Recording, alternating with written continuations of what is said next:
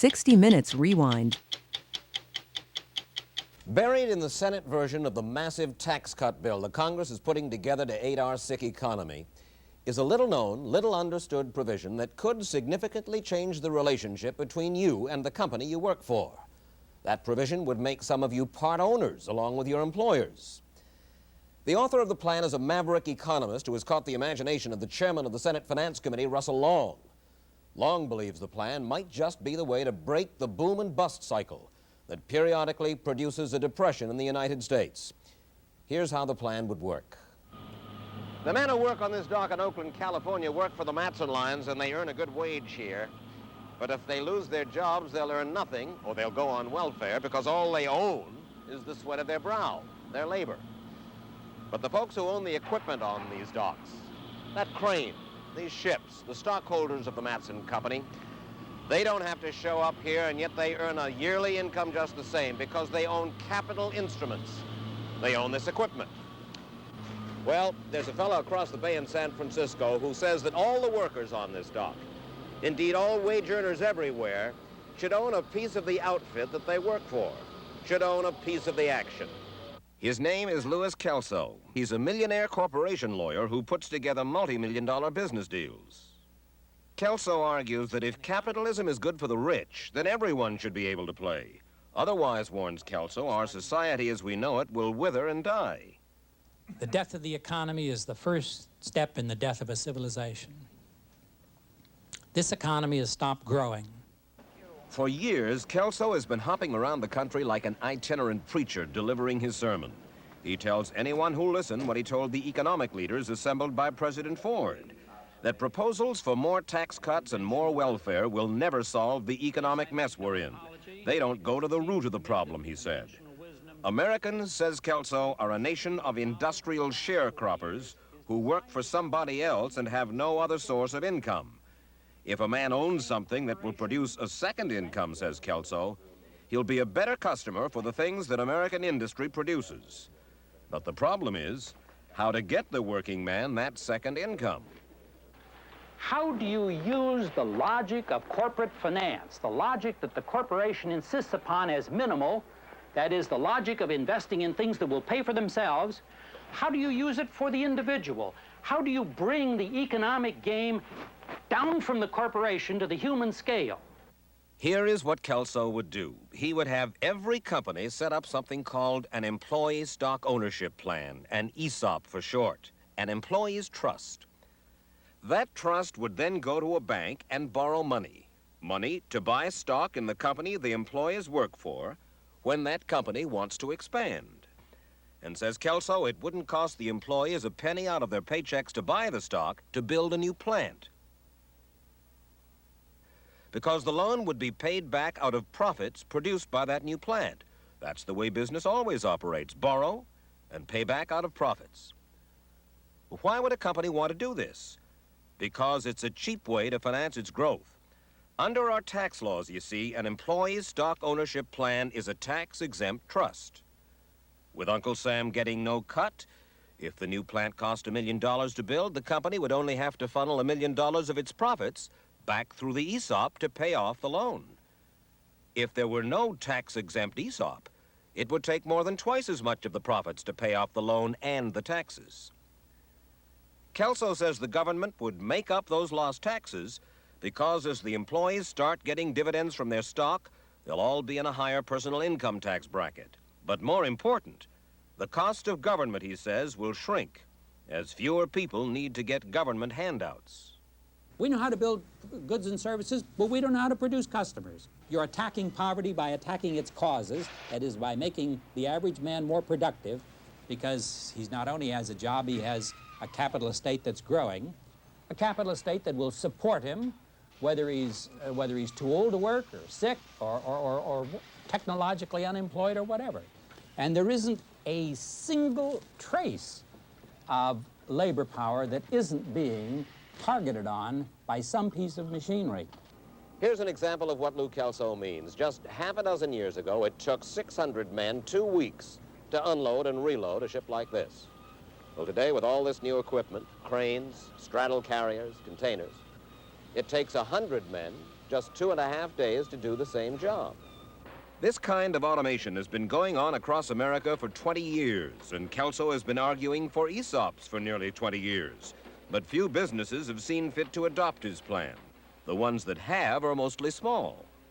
This is the Los Angeles warehouse of Infant Specialties, one of the 150-odd companies in America which have adopted ESOP, the Employee Stock Ownership Plan. A year ago, the 75 employees of this company were told they were going to become part owners, stockholders in Infant Specialties, and without putting up a penny of their own money. The man who did it for them, the man who took over this company a year ago, is John Carter. How much did you pay for this company a year ago when you bought it? Just $1 million.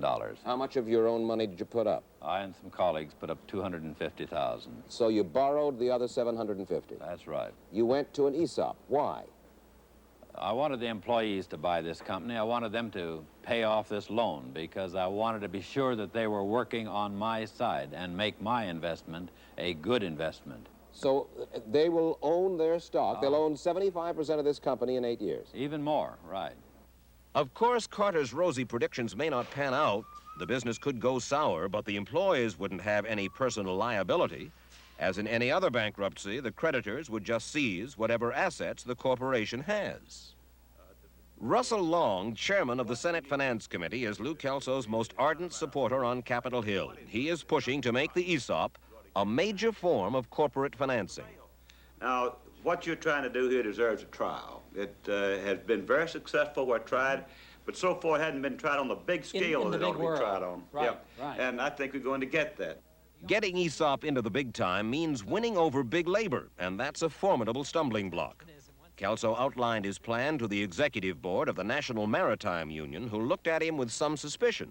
When I first read your plan, I saw the whole thing as a union-busting plan. If we're going to be representing workers who are going to be part of management, they're going to be stockholders in the company, why are they going to need us as union leaders? The union will represent the workers as workers in all of the aspects that it represents them today, wages, hours, working conditions, and it will represent them as stockholders, as owners. I can't believe, for example, that Penn Central could have gotten away with what it did if its employees had owned a significant piece of Penn Central. Labor is not alone in its hostility toward Kelsoism. The traditional economists don't like him very much either. Louis Kelso complains there is a conspiracy of silence about him in the economic fraternity. They won't talk about him, he says, but worse still, they won't argue with him. Well, there is one economist who will. Nobel Prize-winning economics professor here at the Massachusetts Institute of Technology, Paul Samuelson. You consigned Kelso to... Oh, I have not met Mr. Kelso. I don't object to anyone pushing his thing. I'm sure he's sincere. He remains an amateur crank. Your words. No. Your words. I think that Kelsoism at this point of scientific knowledge is amateur crank, like other interesting forms of alchemy. Samuelson never made it clear just why he so disdainfully dismisses Kelso's ESOP plan.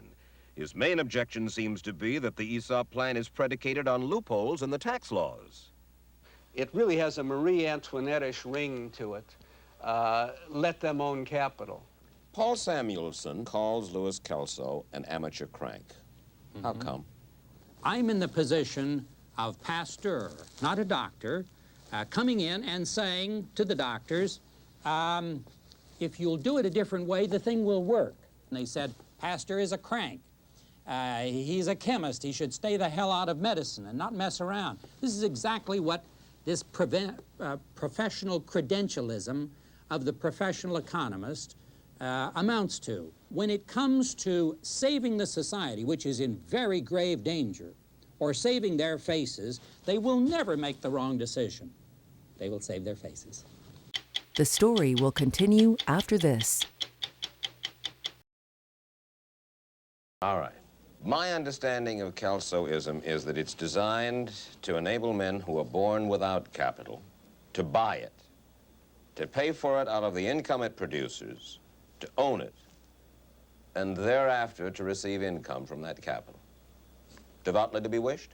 Oh, yes, and it would be nice to have lollipops grow on trees for the picking.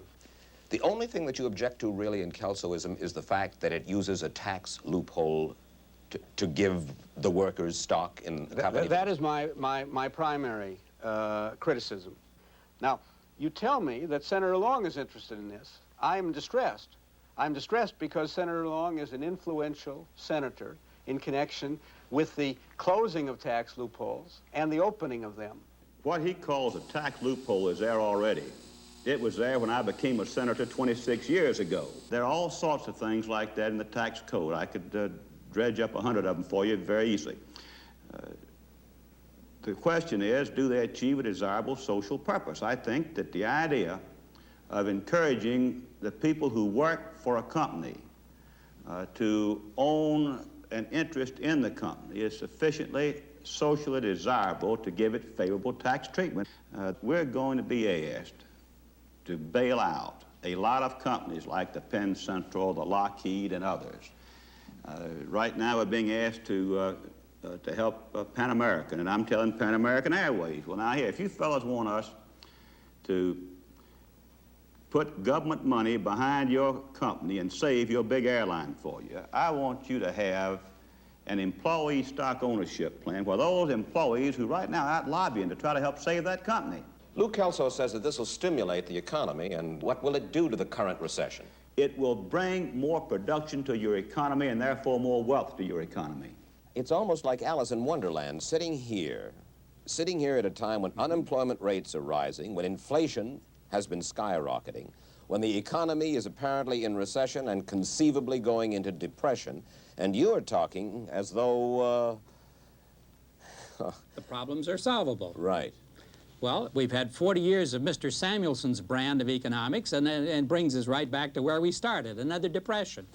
It's perfectly obvious that something's missing. And I say the thing that's missing is we're pretending that you can solve the income distribution problems solely through employment.